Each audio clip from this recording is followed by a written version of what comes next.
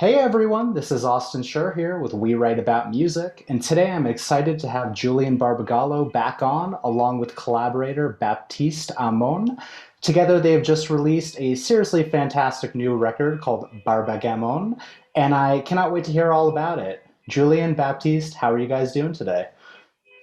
Good, Right. thanks. Thanks for having us. Nice. Besides the car alarm in the background, things are off to a hot start here. Yeah, shall I check it's not mine? I guess it's not I mine. hope not, but it's all good. We'll just pretend it's not there.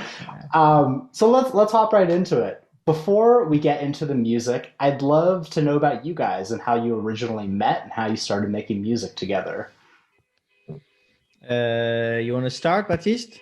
Yes, I can start. Well, I was a big fan of Julien's music Oh, great start. in the There you first go. place, and and actually I knew we had some friends in common. And for my last album that was released in 2019, I needed a to do a remix of one of my songs, and I wanted Julien to make that remix. So that's how I first contacted him and asked him if he would be okay to do that remix for a song called Je Brûle. And so that was through internet, of course, because Julien was in Australia at that Of time, and I course. live in Paris, France.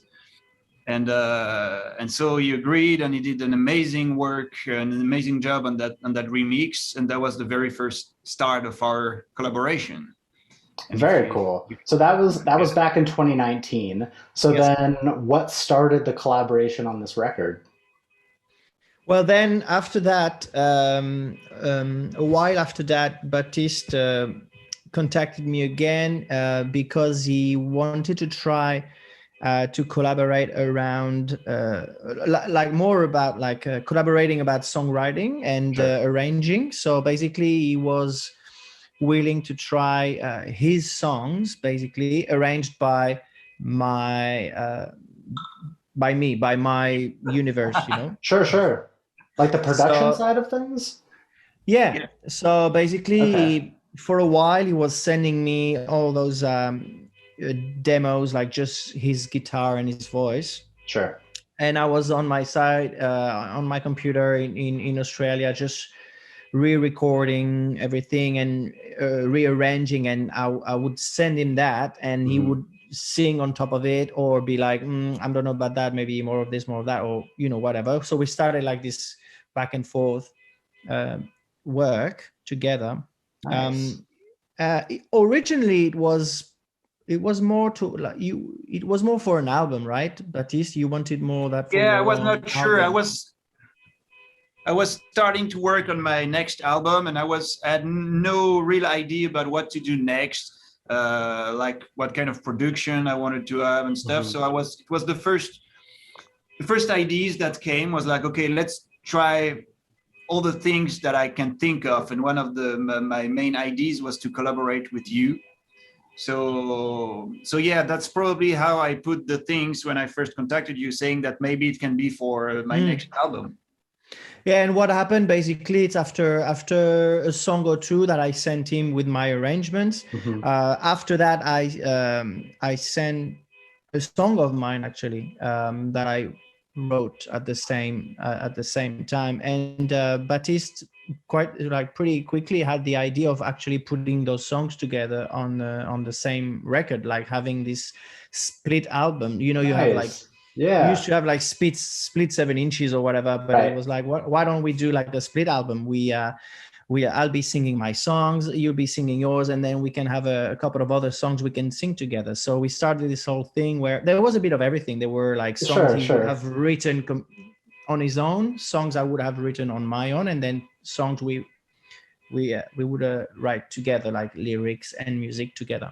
That's really cool. Yeah, it No, was thank you really for fun. that. Yeah, I can only imagine working with a peer has got to be fun when it comes to the music. Mm. I gotta say, I've had this album on repeat since its release in September. Oh, that's nice, thanks. However, I don't speak French, as you might have guessed, so I really have no idea what it's about. Would you guys would you guys mind breaking down some of the songs and what it's all about as a whole or just individually? We're not really sure what it's about. You're never sure. Okay. Well, no, it depends. So on the I can talk about the songs that I wrote, just me. Maria and shit. What's the other one? Il fume. Il fume, exactly. So basically, I'm usually pretty bad at telling what my songs are about because I write them kind of not thinking about what I'm gonna write about. So it's more like I don't know how to say that in English, but like automatic writing. And then I kind of work on the on the lyrics and try to see where it's going. And Il Fume is kind of a love song. We don't know if it's sad or happy, like many of my love songs. It's about a couple who you can feel like things are not getting really good between the two of them, but they still believe that it could work. So that's Il Fume. Which I just wanna add Maria. something. I just want to add something because what's great about, for example, Il Fume, it's like if you're getting into the lyrics, it's just this perfect like scene. It's like a movie scene, really. It's like this. The place is a small place. It's a kitchen in my head, basically.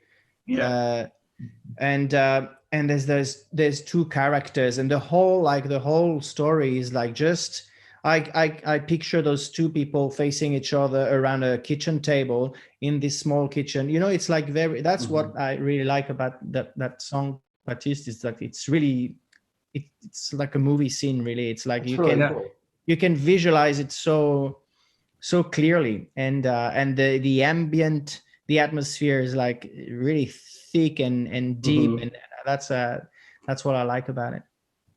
Well, thank you. Nice. Thanks, man. Well done. But yeah, some of my songs are more, how would you say, realistic than some others. So Il Fume it tells a story of two people. Maria, it's a bit more abstract and poetic, let's say.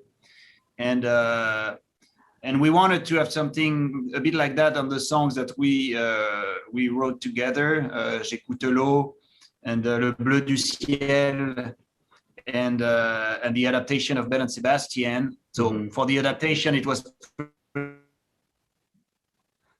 at least we were based on the original lyrics, of course.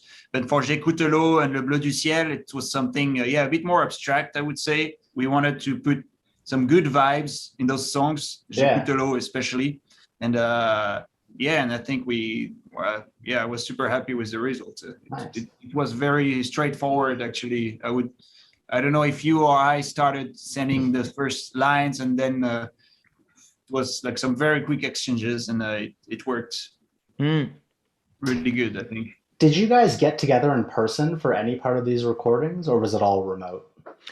Actually, well, we did meet. I mean, it didn't end up on the album, but we did meet in Toulouse, in the south of France, where I'm from. Very cool. In that beautiful studio that unfortunately now has been destroyed. But we spent a couple of days there, just same thing. Baptiste would show me a few chords of his new songs, and then I'll be like, okay, well, why don't we try that on the piano? Then I'm gonna play a little bit of drums, and let's try this on the keyboards, or what, playing around. But none of the songs made it? No, but like Baptiste, I listened to them the other day, and I thought they were really good. They were really good, very, very interesting stuff, I thought. But I really but I really like them actually. But that was before we had this idea of a split album. Yeah. And before I was thinking more. I think the pandemic played a big role in that split album as well, because everything all of a sudden stopped. And so we had started this collaboration with Julien without knowing where it would go. And that's when all of a sudden, like, I didn't have anything else to do than writing songs and try, different stuff. And that's when you sent me your first song, and when I was like, "Oh shit, man!" But actually, those two songs sound really great when you listen to them one after the other. And yeah, that's how this idea of a split album, that is something a little bit like special in a discography. It really is. It came, and I was like, "That's cool," because anyways, we can tour. I knew that would have been a big problem. Like, I don't know if we were. I hope one day we will make shows with Barbaghamon, but Sure. obviously not now. But the fact that anyways there was no choice, but like we couldn't tour, we knew it. I was like, okay, I think it's time for doing that album without having this consideration about, oh yeah, but what about the tour plan and stuff? Sure, sure. No, yeah, it suited very well this new situation we were all in during when everything stopped. It was a good way to keep the wheels in motion in a fun way, actually, because I believe I guess there has been like 1 trillion albums recorded during the pandemic. Too much music out there. There's too much. But at least doing it that way, it was kind of like, yeah, let's just have fun. Right. I mean, it stands out in my opinion. I've spent time listening to both of your discographies, and they're both pretty different in a way, but also this album really feels like the two of you coming together in different ways. One thing I really wanted to point out was there's so many different genres that are presented on this record. There's little glimmers of country, there's classic Americana, and then there's even some electronic towards the back half of the record. How did you guys decide upon the direction of the album's sound when you were initially putting it together? I feel it happened quite naturally because Baptiste would be the American side of Barbaghamon. He has a huge Sure. he has a huge Americana country folk background, and his own music is going more that direction exactly than any other. And I would be more maybe the British influenced sure. guy of the duo, and but like actually things were like falling into place quite easily because the way he writes songs, it kind of calls for a certain atmosphere / right. I was it's like you kind of like pulling a thread. Like it came all very easily. I felt very comfortable with his demos, and very like straight away I could see things and hear things, and it was a real pleasure to work around that. And there was no real like we were never blocked, or it was really flowing. And each of our songwriting was just it was falling into place basically quite easily. Yeah, what I like because you're responsible for 100% of the production, Julien. We have to mention that, and that was one of the things that was very exciting for me, actually, for the first time in my short history of making music. But I was like, okay, here's my song, vocals, guitar, and you do whatever you want to do on these two basic instruments. And I knew, because I love Julien's music and production, I knew that it would bring me somewhere different from what I usually do. And I knew I would love it because I had, first of all, we had met for 2 days, and I knew that there was something going on when Julien was putting some music on my songs. And and then we brought that little Americana touch with the fiddle on the 2 songs. But that was a great idea. It was that was a Baptiste idea, and I think it's great because it kind of like glues the songs together. I agree. It really gives it that well-rounded feeling. And like I said, I completely you guys have such different sounds in your own music, but this really is the coming together of the both of you, and it turned out fantastic. Yeah, and the electronic stuff was kind of like it was on the you I guess you were referring to the Bell and Sebastian cover. Is that the last song? It's the second. Wait. The force, I think. Oh no! Oh, I see what you mean. Maybe the chorus of the Bleu du Ciel of the last song. And so yeah. Oh yeah. Okay, I see what you mean. Oh yeah, okay. That's interesting because I didn't think about that bit like as an electronic, but it kind of actually sounds a little bit electronic-y. Yeah, that's true. It's nice. Yes. Were there any, I guess, musical inspirations or albums that you were listening to that sort of had an influence on this music, or do you feel that what you've made is, completely original and you try to keep outside influences out of what you're making? Well, it's really hard to keep influences out of your process. It's in French you say you kick it out of the door and it comes back through the window. Sure. Yeah. I don't know. So you can try as hard as you can. It's always gonna show somehow. But I don't know. Like again, I feel like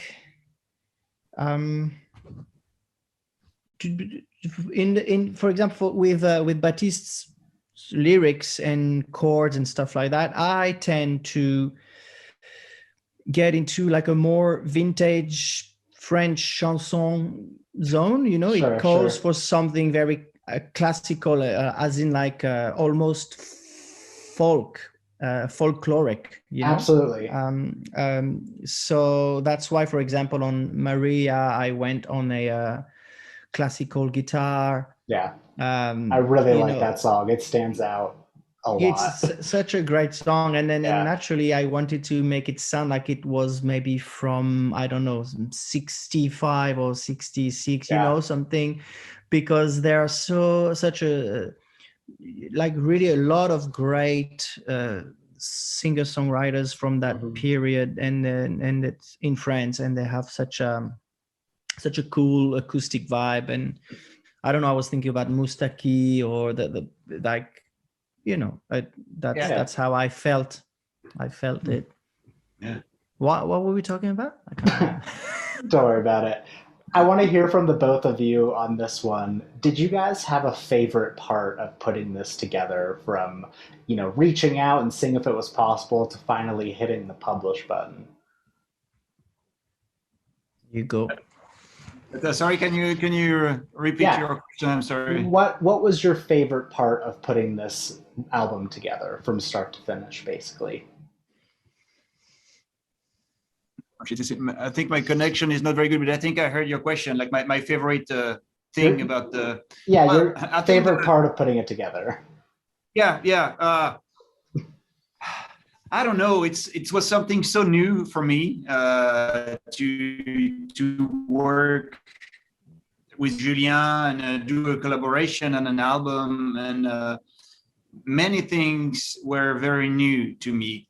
Writing songs together, having a producer that would be totally free. Usually, I'm going to release my third album in a few months, and I went to work with an amazing producer as well. But I'm in a room for 2 weeks with that guy, and we collaborate on the production as well. So we try things, and I'm like, no, I think I hear a different bass line. And on that record, I really wanted Julien to be totally free. So I was in a whole different state of mind, and I felt I really loved working that way. So yeah, I don't know. And that whole thing, that album has been written partly during the pandemic, and it was hard times for everybody, and we didn't know if things would go back to normal one day. They still haven't, but it's a bit better than a year and a half ago. But definitely. So I think that album will always be special to me, because it came at a very special time of my history and the history of the world as well. Right. So it will always be special, I think.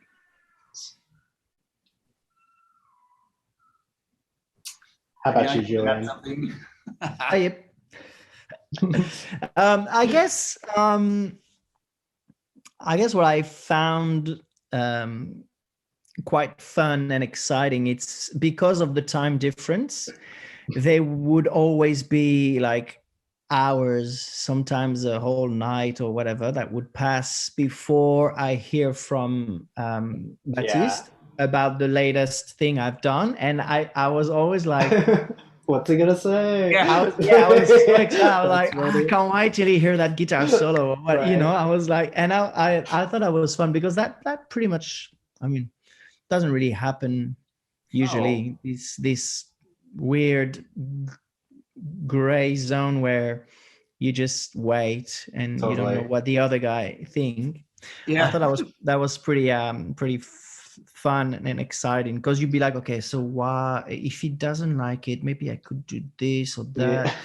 Maybe I can try it that way, or it's Sure. your mind is always like, you just get so in your head about it, and the anxiety of, oh, he's not gonna like it, he's gonna hate it. yeah, that was fun. I love that. Sure. Well, sure. we had all the good excuses to take our time and to say, okay, sorry, I'm going to answer you only in 2 weeks, but we didn't use those excuses. Things went pretty fast, actually. Right, so I right. would get an email from Julien. As soon as I would get it, I would start working on the new part and stuff.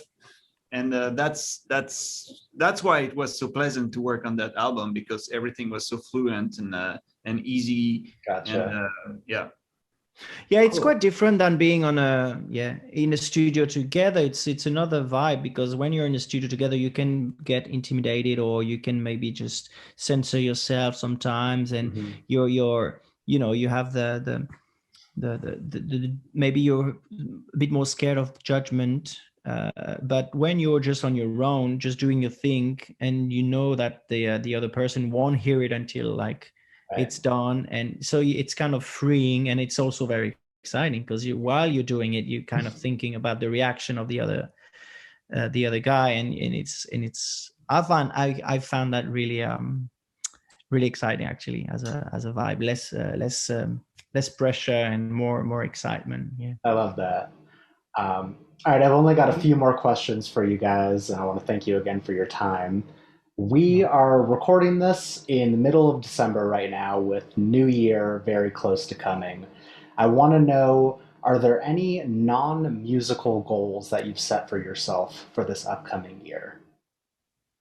Ooh.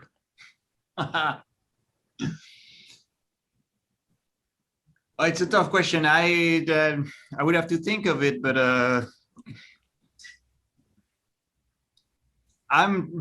I would say traveling, but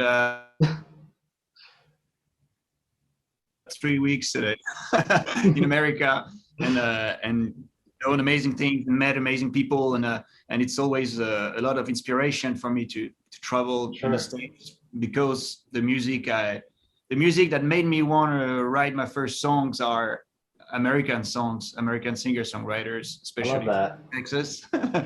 Sure. But only, and so traveling, and actually I'm gonna release my the third album in March, so awesome. 2022 there should be a lot of music in my life. It's gonna be a big year.